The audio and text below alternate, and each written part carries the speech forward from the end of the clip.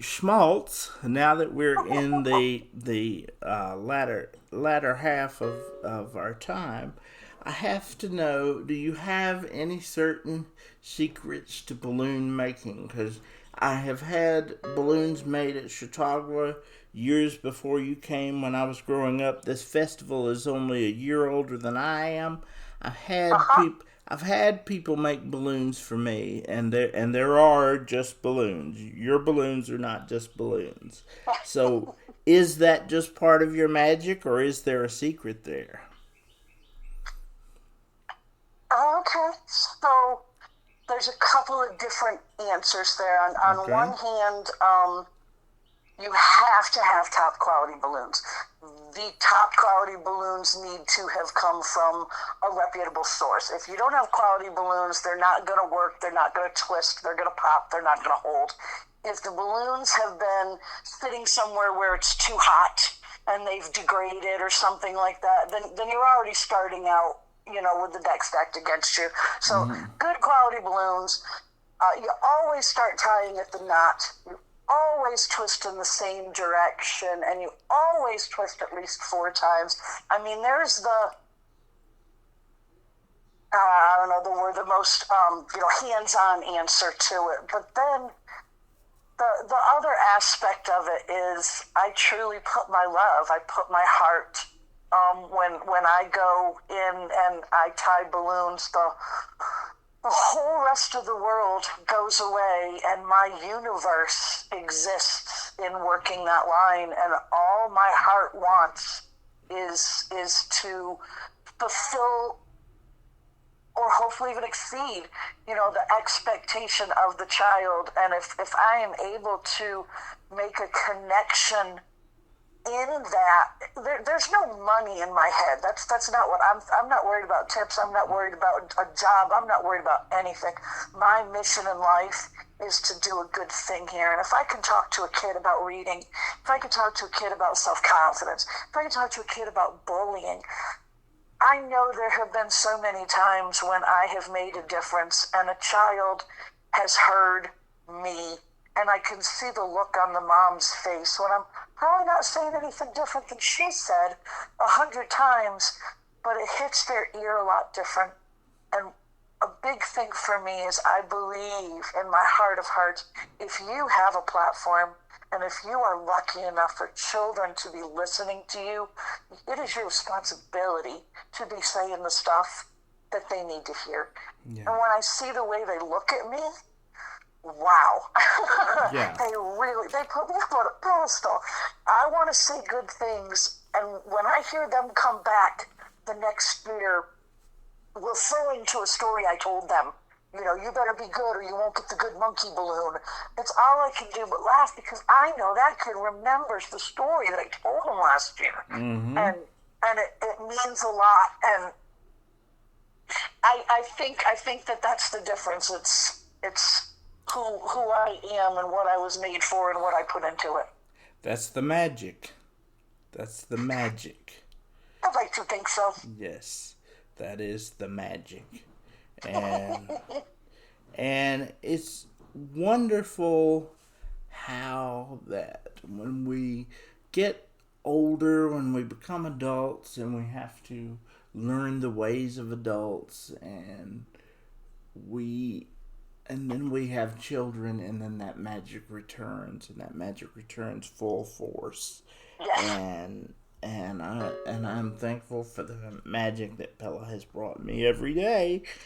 And the part of that magic is, if I had not had Bella, I would not have the magic of Becki and Butterfly. They are a part of her. They're a part of her story. Part of the beautiful story that I've had of being Bella's dad. And she's a pretty awesome kid. yes, she You're is. doing something right over there. She is. Well, again, all glory to God for that, because it has to come from something greater than myself. But if my purpose was nothing else other than to have brought her into the world, then that's fulfilling enough for me, because she's going to do fabulous things. I just want to be able to, I hope that I'm around to see what she does, but even if I'm not, just to know that I had a hand in it some way, that's good enough for me.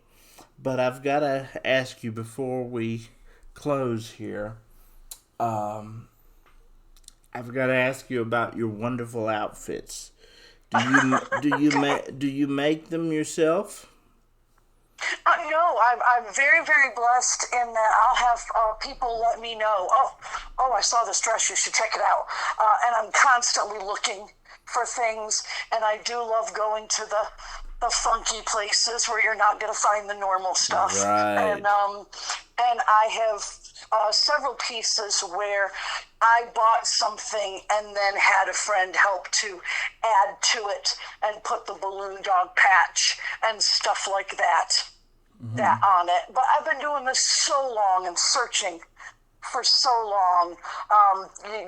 You wouldn't believe my closet. It's blinding. Well, I love bright colors. I think bright colors just add so much to the world. The world is gray, and it's up to us to put the color in it. And you certainly do in every sense of the word. Now, let me ask you this final question. If you were going to make a balloon for yourself, what kind of balloon would you make? What's your favorite kind of balloon to make?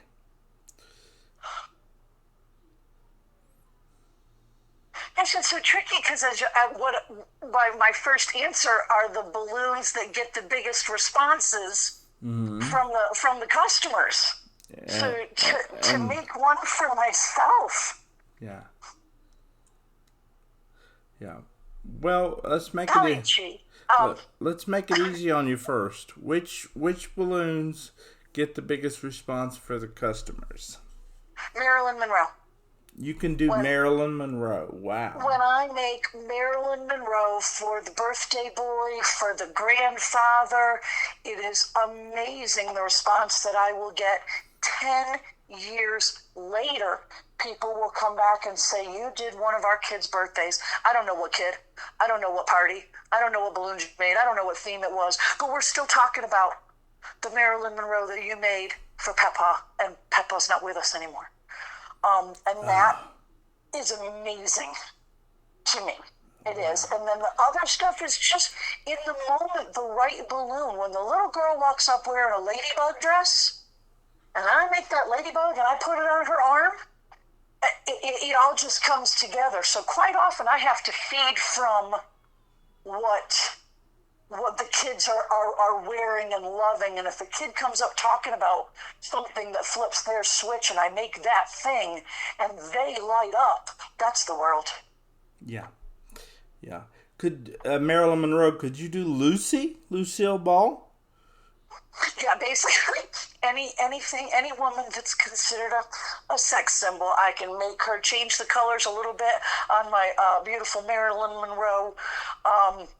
And she is that.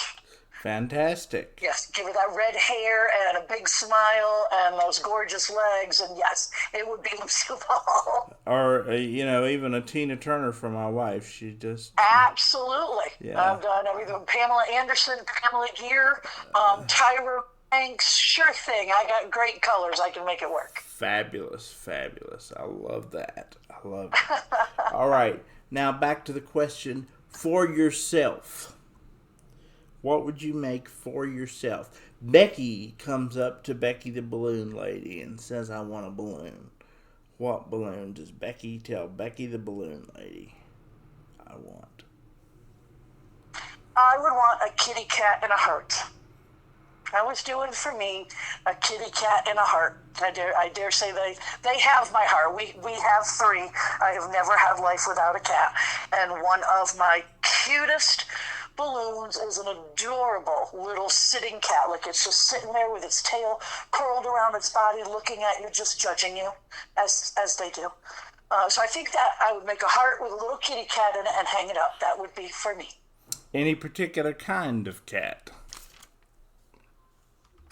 When I make them, I prefer the black and white. I want a white face and a black body. I ask you that question because I was never a cat person, and when Emily and I got married and we moved into our house, she had a 19-year-old cat that was left at home with her parents, and her father got allergies, and she said, "Can Lulu move in with you?" And I thought, I don't want a cat, but Lulu was so old, she was no problem. So I said, "Yeah, I'll bring Lulu in." Well, Lulu was 19 years old, solid black with the yellow eyes, and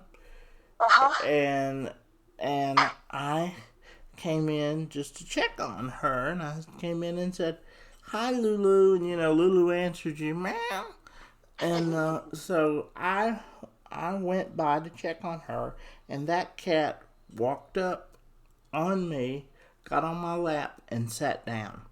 And that cat was 19 years old. She lived 2 more years, and that is where she stayed. She said, "You don't like cats, but you're going to be mine, and I choose you," and that is where she stayed. She stayed on my hip.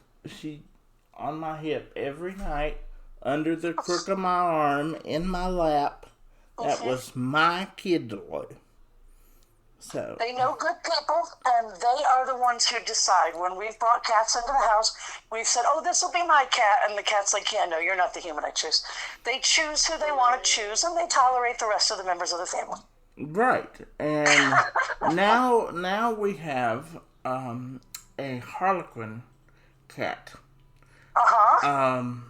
She is white, except for a black tail, and she has black in the middle of her head, and that's the only place I pet her, because CP, cats can get a little sketchy. That's her name, Sketch. And they can make you a little nervous, so I pet that black spot on her head. I call it a rumble strip. And so I pet her little rumble strip, but that's the only place I'll pet her, but she's very well fed. The 2 girls love her, that she is their source of entertainment. Well, then I want to ask you a question. Yeah. Would you now consider yourself a cat person? A cat person? No, I'm still a dog person. My loyalty is with Sophie because Sophie was our first baby. But I would say that I'm now very much open to cats. Very good, excellent progress. But that's because of my kid Delu. She stole my heart. And nobody will ever meet Lulu's standards. I always say Lulu is the Tina Turner of cats. She is the queen of cats. Nice. And so, I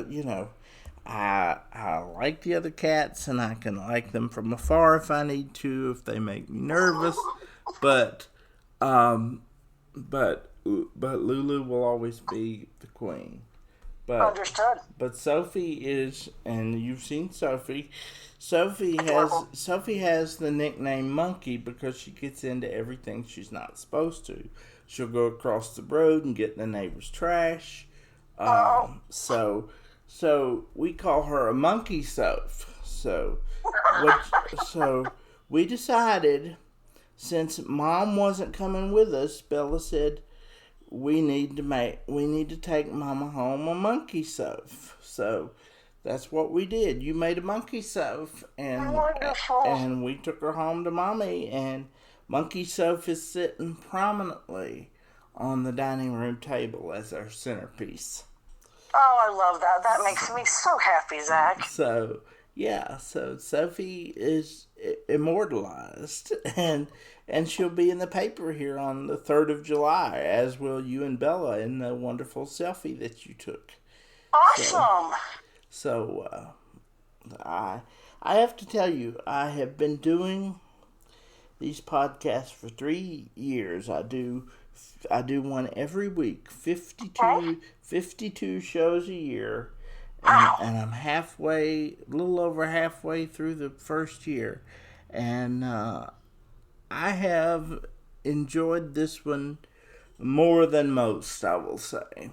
Oh, thank you. I have enjoyed this conversation as well. This has been so much, and this has been wonderful, and it's meant so much to us. And I am I know that I'm speaking for thousands of people when I say thank you for the difference that you've made and the happy memories that you've contributed to our lives, because you were very kind, and I didn't think anything about it. But when you saw me this last week, you apologized for not getting back, because I could tell that you had been through some things. You'd said you had been through some things personally and professionally, and there was no apology necessary. But I am so glad that we could do it now, and I am so glad that you have had this ability to create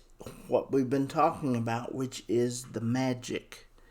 You have the magic, and I'm sure that magic has sustained you in more ways than one through these difficult times. It truly has. I don't care who you are. You can have the best job in the whole world, and we're all going to have rough days, and we're all going to suffer losses, and injustices and dignities, however, whatever you want to call it. But I have had an escape. I have had a place to go and leave all my worries and cares behind and experience true joy and pure love. And then I can go back, to the car and deal with all the problems in life later. But when I start tying balloons, everything goes away. And I am who I am, where I am, what I am supposed to be. And there is nothing bad. It's amazing. It's been more of a blessing, and it has helped me, the people that I have, performed for, and the love they've given me back. The vast majority of them haven't known how much I needed it the past 2 years, but they've definitely sustained me. Yeah. In a world where young girls are learning so many things that they do not need to know by 10 years old. Oh, well said. In a world where the innocence is lost so fast, and you have a father who is a writer. I've written children's books for my daughter that she's not really keen on reading right now, but she'll want to read them one day. Okay. What advice can you give me as a father? What can I do other than continuing to take her to like Chautauqua Festival and things like that to see you in Butterfly? What can I do to keep that magic alive within her? As a mother myself, in a world that makes a good parent second guess everything. What a question. I have decided that one of the most important things throughout my child's life is I need to make sure that she knows that I will listen to her, that I have time for her, and I have told her, don't mess up, don't do stupid things. Now listen, when you mess up and you do stupid things, right, come to me. Come to me. Yes. Because the challenges are gonna come to these kids, and the older they get, the more difficult the challenges are going to be. And the worst thing for a kid, if they do make a mistake or if they do find themselves in a bad situation, if they're sitting there thinking, this isn't safe, I shouldn't be here, but I can't call my mom because she'll kill me. Right. I needed her to know that I will always listen and that I will always love you. There are no strings attached to that. I will come get you. I will be there for you. I will save you. I will love you. You can always come to us as your family, because the world can be a scary place. So you need to be that safe place for her, and she needs to know that. Amen. And I'm fairly confident that she does, but I will make sure that's reassured. Thank you for that, because it's difficult, when I don't want Bella to get to an age where she sees fathers doing things with daughters that maybe I'm not able to do. So I want to make sure that she has those experiences with me and knows that I'm capable of doing anything that she wants, that I can make it happen, you know. So I think that Bella's just like anybody else. She can't ask or expect any more than you are physically able to give. And my goal was just to make sure that mine knew that she was top priority, and where there are, certain restrictions, we couldn't do this or that, for financial or logistic or whatever reasons, whatever is within reason, whatever I have control of, I am there for her. right. And I know the same is true of you. Right. Well, thank you, Becki, because when we both believe in the magic, we have an understanding of one another, don't we? Yes. We have an understanding. And Yes, thank I believe you. so. This has been a magical conversation. I said 20 minutes. You've given me twice that. We have a nice two-parter. That we can do in this podcast, and I'm looking forward to it. So thank you so much for doing this for me. I have gotten more from this conversation than I can put into words. So thank you for that. And thank you for what you've meant to me and my family. You're more than welcome, and thank you for thinking of me and taking the time to talk to me, and this is really cool. I appreciate it. I've had a lot of fun. Can't wait to hear it. Yeah, may the memories continue for decades to come. High hopes. Yes, yes. Thank you very much, Becki. Have a wonderful day. Thanks, Zach. You too. All right, bye-bye. Bye.